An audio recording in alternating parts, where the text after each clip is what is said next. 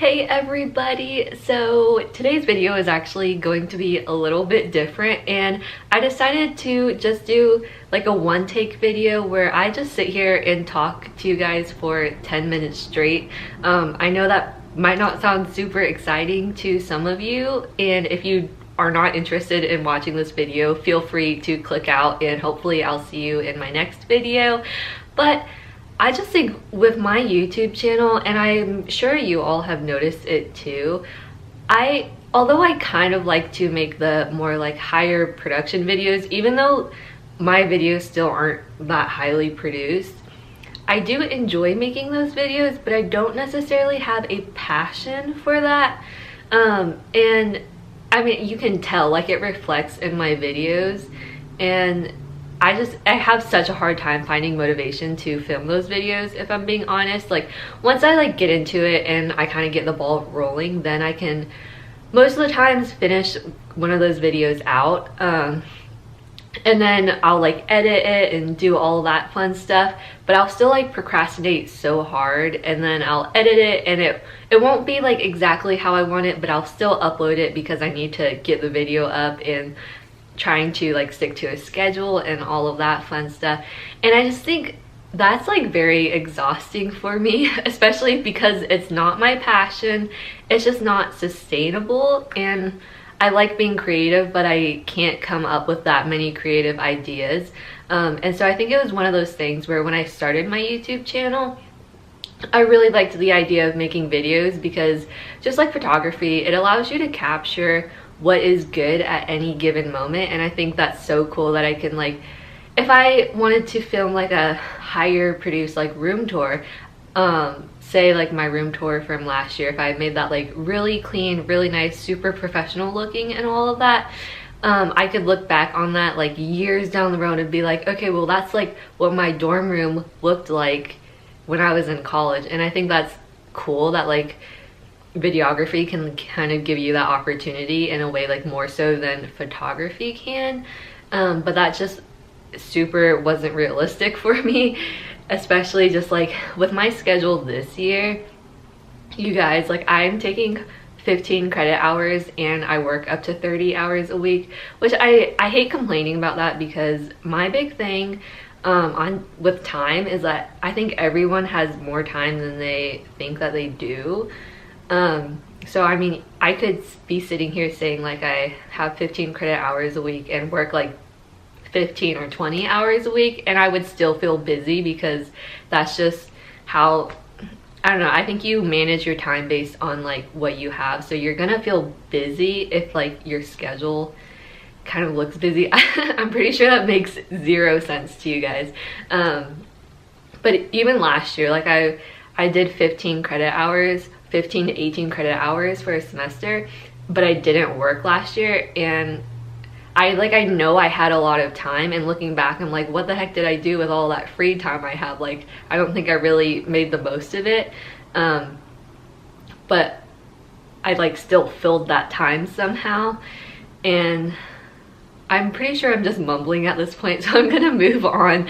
Basically, I think even though it's cool that some people can have very like visual, like aesthetically pleasing, super high quality videos, for me, I like haven't gotten to that point, and I've been on YouTube for a few years now. I've made, that was really loud, I've made over 125 videos. I think I've made close to 150 videos, maybe like a little less than that, which is crazy because, and I like get into this trap where I start comparing myself to other YouTubers too, and I know that's really bad. Like, you shouldn't do that, because everyone kind of grows at a different rate, and like obviously you don't want to be exactly the same as another YouTuber and then like grow exactly the same as them, because you're not bringing anything new to the table. You're just copying another person, and people aren't going to want to watch that.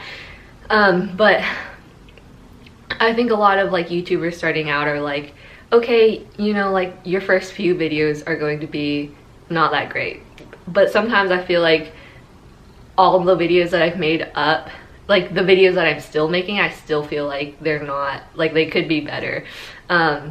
And I don't think that's necessarily bad. Like, you can always improve on your videos for sure. But if I like putting up a video and like most of the time it's not to the extent that I want it to be, or like the expectation that I set in my head, I don't think that's really okay. And it's kind of a struggle, because it's like I keep wanting to make this really great quality content and it doesn't happen, and so I get super disappointed, and it's like this vicious cycle.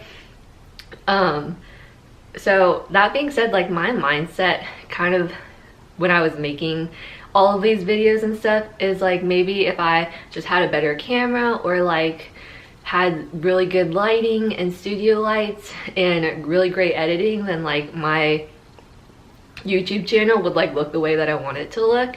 And that didn't happen, because the bottom line is that if you're not, you should invest more time into learning how to make your video better, rather than investing more money into equipment to make your video look better.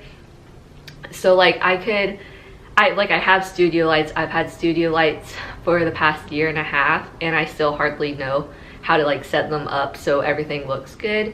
And I have like, I could purchase, or I could invest in Adobe Premiere Pro, like that video editing software, but if I don't actually know how to use all the capabilities of that editing software, and I only know how to use like basic editing software, then it doesn't make any sense for me to own that. If you kind of like, if you're following me at all.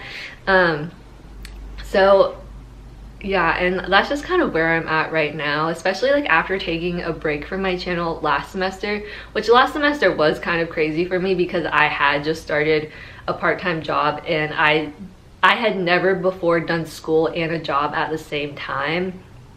So that was definitely something new that I had to learn how to balance. When I was on that break, like my intention was that I was going to kind of like rebrand my channel, and that didn't happen because, first of all, because I was procrastinating, because I wasn't super passionate about it. I was like, yeah, that would be really cool if I could do that, but like it wasn't something that I would wake up to every morning and be super excited about, like putting so much effort into doing that. And then yeah, I think so. What I'm trying to say here is that my videos are going to start looking more like vlogs from now on, even like just like sit down kind of super casual, me talking to the camera kind of vlogs too, which I hope is okay with you. If not, you definitely don't have to stay around and continue watching my videos. Obviously, if you don't enjoy watching my videos, then like you don't have to give me your time of day to watch the videos. But if you think that's like something that might seem cool to you, like just me talking to you, I like am trying to be more vulnerable in my social like everyday conversations, and I want to do the same on my channel too. Sometimes I almost think it's a little bit easier for me to be more vulnerable on my channel than in real life, which is kind of weird to me, and I'm still trying to like figure out why that is. I will still be doing like some more like higher produced videos. Like I do plan on filming a night routine. Actually, that will probably be like vlog style. But I'll still have some more like higher produced quality, or like higher produced videos. But it just won't be every week. That like, it'll probably be like maybe once a month or once every couple of months, and then the other videos will be more vlog and like casual style. And I think like I bought a vlog camera. I think that helps too, because it's kind of intimidating to have a like huge DSLR pointed at you and trying to talk to that. I think if any of you watch Aspen Ovars, she kind of says the same thing on her channel, and I don't know why, but I just think you like have this expectation that things should just come out super, or like that your words should be super smooth, and like you should be super professional and very put together, which I think, I mean, people don't really want to watch someone who can hardly carry a conversation on camera and doesn't really have like on camera charisma. Again, I'm working on that as well. But at the same time, I would get to the point where, you know, like some YouTubers, they say like, oh, I've been doing this for a year and I'm still learning, and it takes me 25 minutes to film like a 7-minute clip. For me, like, it still takes me like 45 minutes to film a 7-minute clip, just because I would have like a phrase that I wanted to say in my videos, and then I'd say it like 8 different times because I didn't like how it sounded the first way. I didn't think it sounded super professional. I was like, I know I could say this better. Whereas most of the time, like the first time I said something, it would just sound way more natural, and maybe it doesn't sound like super clean and like put together, but that's real and that's like how I talk. And I really want to get back to being more authentic on my channel, and I think, and that's just kind of gonna be the theme of my channel moving forward. So actually, shout out to Courtney Rain for sharing this name, but Gary Vee, I was watching one of his videos, and his big thing was like on being authentic. And when you find something that you're super passionate about, that's like very authentic for you, then it's something that you're gonna want to do. And then on the flip side, I was also listening to Joey Kidney's first podcast, and he was like, yeah, like, I'm not perfect, I stumble over my words, and that's okay. And it really is okay. I know I've been trying to hide it on my channel for a while, even though, like, looking back on my videos, I don't look back on my videos and I'm not like, oh, like, these are so bad. Like, I still admire like the work that I put into them, and I still think that they're entertaining to watch at sometimes, but I can tell you that I just think that there's definitely a better way to go about being more real on my YouTube channel. And I also think that, like, as opposed to the 2015 very like oversaturated, super highly produced, kind of like cheesy and cliche, but also like the expectation look of YouTube, those videos were really fun to watch. And I think those are kind of the videos that I expected that I would be able to produce as well, even though I never really got to that point. I think now, currently on YouTube, people actually enjoy watching vlogs more. I know I do. Like, I like watching videos that have a lot of time and effort put into them, but I also like it when it's just somebody talking to a camera like this. So I know this video went over 10 minutes, and I super apologize for that. If you're new and have never seen my face before and for some reason decided to stick all the way until the end of this video, then hey, my name is Meg. I'm sorry that there was actually one cut in this video, but I also had already gone over the 10-minute mark at that point. But I hope you guys follow me in this video, and I'll talk to you all in my next video. Bye everyone.